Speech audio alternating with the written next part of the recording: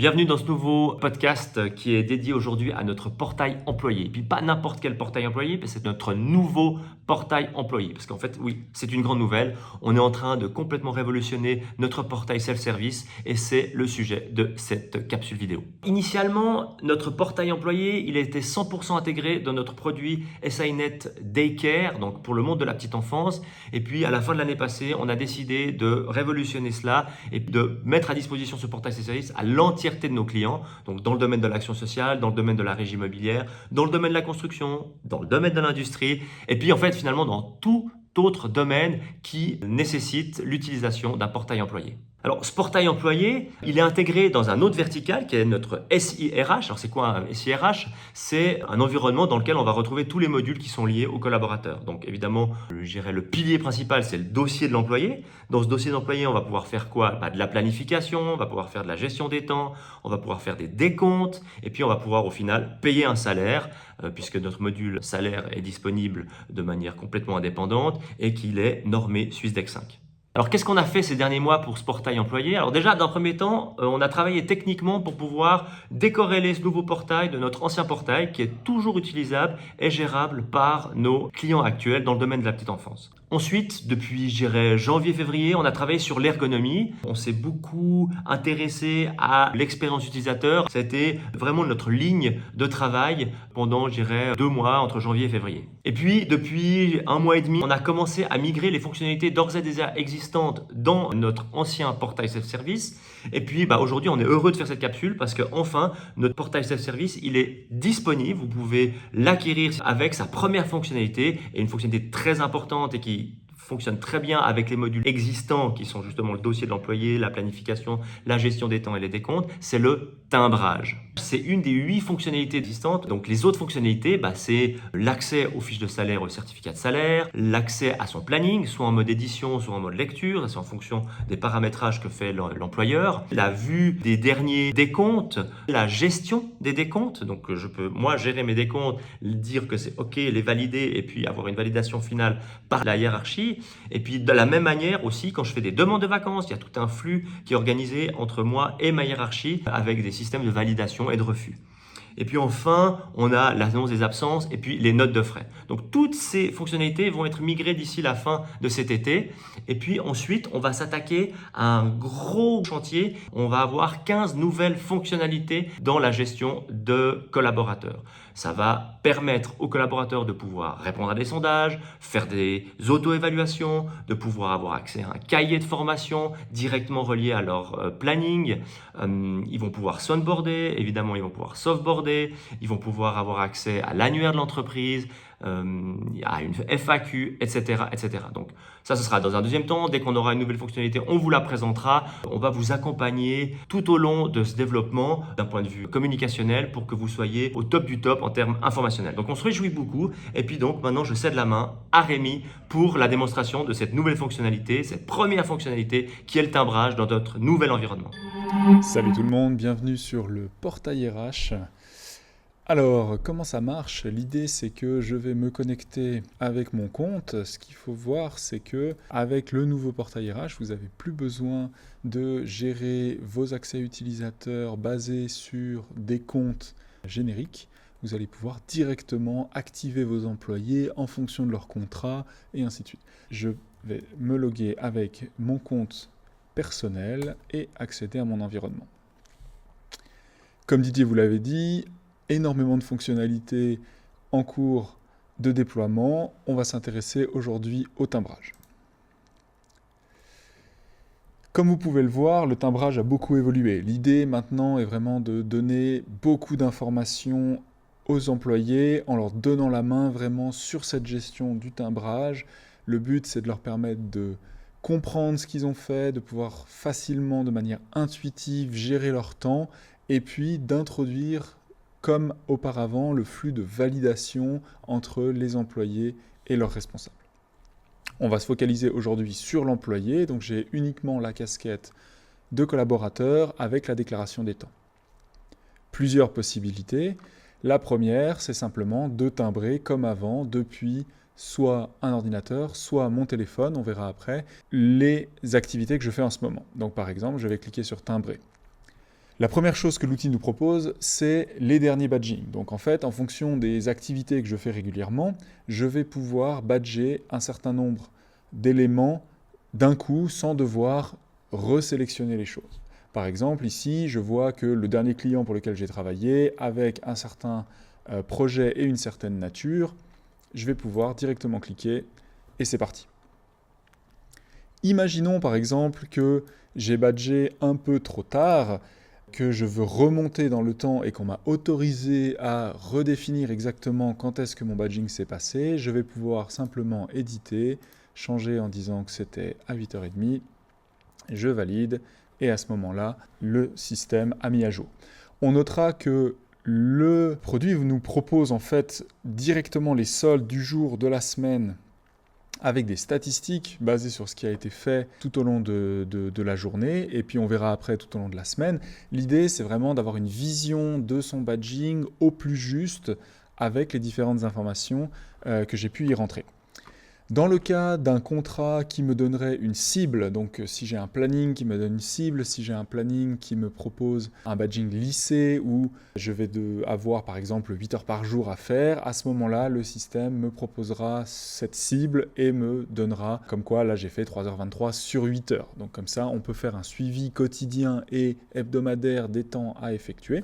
On va voir aussi que chaque semaine, j'ai la possibilité de voir mes différents temps au fil de la semaine, ainsi que d'éventuels ajustements qui auraient été faits par l'administration. Par exemple, je badge 5 minutes en avance par rapport à mon temps réglementaire. Peut-être que la réglementation va me dire, eh ben, je remonte, je perds ces 5 minutes, donc on va voir que j'ai badgé avec 5 minutes d'avance, mais qu'il y a eu un petit ajustement de 5 minutes qui vient me ramener mon badge. On remarque aussi sur l'écran un certain nombre de statistiques, comme j'ai dit. L'idée est que ces statistiques sont dynamiques et dépendent de votre déploiement. Dans mon cas, ici, j'ai la notion de client, de projet, de nature, mais peut-être que demain, vous avez la notion de chantier, la notion d'affaires, la notion de groupe de travail, la notion d'activité. L'idée est qu'à chaque déploiement, vous allez pouvoir personnaliser les natures et l'analytique qui est en lien avec les déclarations, en ajoutant des règles de comportement entre ces analytiques. Là, par exemple, quand je choisis le projet, c'est les projets liés au client. Et donc, je vais pouvoir, comme ça, créer dynamiquement des statistiques et pouvoir les consulter. Imaginons maintenant que je change d'activité. Je vais simplement faire changer. Et puis, soit je reprends quelque chose qui existe déjà parmi mes saisies récentes, soit je vais faire une saisie rapide, d'aller chercher un client, un projet et ici une nature d'activité. Automatiquement, les choses sont terminées et changent et les statuts évoluent. Là, par exemple, mon événement va passer en validation. En fonction de vos règles, vous allez pouvoir définir est-ce que les événements sont déjà validés, est-ce qu'ils doivent être validés par les supérieurs. Ça dépend de votre déploiement. On voit ici que les choses sont toujours en train d'évoluer. Au niveau des statistiques, je suis toujours dans le même projet, par contre j'ai des natures différentes, donc je vais avoir des statistiques différentes. J'ai la possibilité de choisir le visuel que je préfère en fonction des statistiques, et dans le futur, on va également pouvoir choisir des nouvelles statistiques, choisir quelles statistiques on affiche ou pas. Imaginons maintenant que je veuille déclarer quelque chose qui s'est passé aujourd'hui, donc là par exemple je quitte mon travail, j'arrête. On voit que j'ai mon événement. Peut-être que je n'ai pas envie de timbrer, peut-être que j'ai simplement envie de déclarer les choses. Je vais pouvoir juste déclarer et dire que voilà, de 14h à 15h, il s'est passé quelque chose. Éventuellement mettre un libellé, de refaire ma sélection de différentes propositions. Je valide et mes chiffres évoluent. Je peux, en fonction du statut, à tout moment, supprimer, remodifier, complémenter. L'idée, c'est vraiment d'avoir la main complète sur mes soldes, où est-ce qu'on en est et qu'est-ce que j'ai déclaré. Une possibilité également est d'accéder à l'historique. Si je clique sur « Voir l'historique », je me retrouve en fait avec un tableau qui me relate tout ce qui s'est passé cette année.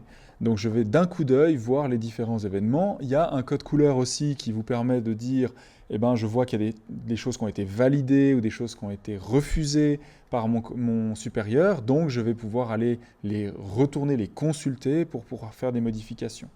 Si je clique sur une date, on voit ici par exemple le 30 mai, j'avais 4 événements, je vais pouvoir d'un coup d'œil avoir tous les événements de cette date, éventuellement pouvoir faire des modifications si c'est encore autorisé, et puis j'ai les statistiques sur la période. Si par exemple je clique sur un mois, à ce moment-là, je vais avoir les statistiques globales de tous les événements de la période. Donc là, j'ai des choses par exemple le 5, j'ai des choses le 6, et je vais pouvoir retrouver tous ces événements en fonction des périodes que j'ai sélectionnées. Une chose importante aussi, c'est que si je déclare des événements, ici, je vais pouvoir déclarer des événements avec la date. Donc je vais pouvoir, en fonction des éléments qui me sont autorisés, directement saisir globalement mes événements.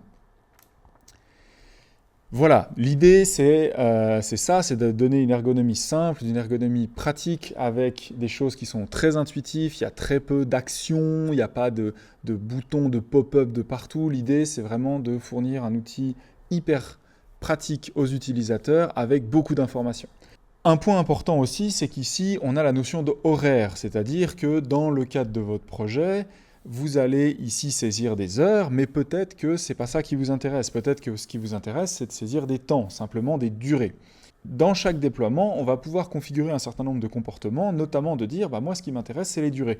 Donc ça veut dire que par exemple, si je veux permettre à mes employés, je ne sais pas, sur un chantier, de dire, j'ai passé tant de temps sur tel sujet, tant de temps sur tel sujet, tant de temps sur tel autre, vous allez pouvoir dire par exemple que les sujets, c'est l'affaire, c'est le type d'activité, et puis que tout est saisi en durée. À ce moment-là, au lieu d'avoir un affichage avec des heures, vous allez simplement avoir des durées qui se cumulent et le système va gérer ça tout seul comme avant et va vous permettre quand même d'avoir toute cette gestion de combien, de la cible et ainsi de suite, tout en maintenant simplement des durées. L'idée, c'est maintenant de déployer ça dans tout type de métier, car évidemment, ça s'applique non plus comme l'ancien portail uniquement à la petite enfance, mais maintenant, on est vraiment ouvert à tout type d'activité. Mobilité, ici, je me suis mis dans un simulateur qui me permet de faire comme si j'étais sur un téléphone. Ce qu'on va remarquer, en fait, c'est que au lieu de voir tout d'un coup, on va voir les chiffres clés, et puis avec une ergonomie de manière de nouveau intuitive. Ici, on a combien d'heures j'ai fait aujourd'hui, mais je peux aller chercher combien j'en ai fait cette semaine, quelles sont les différentes déclarations que j'ai faites. Au lieu d'avoir des choses un petit peu compliquées à lire, en fait, tous les événements sont devenus des petites cartes qu'on va simplement pouvoir consulter et qui sont bien positionnées avec une compréhension de chaque activité, quand ça s'est passé et ainsi de suite. Si je clique sur les cartes, je vais pouvoir les retourner pour récupérer des informations complémentaires, éventuellement éditer les informations et ainsi de suite.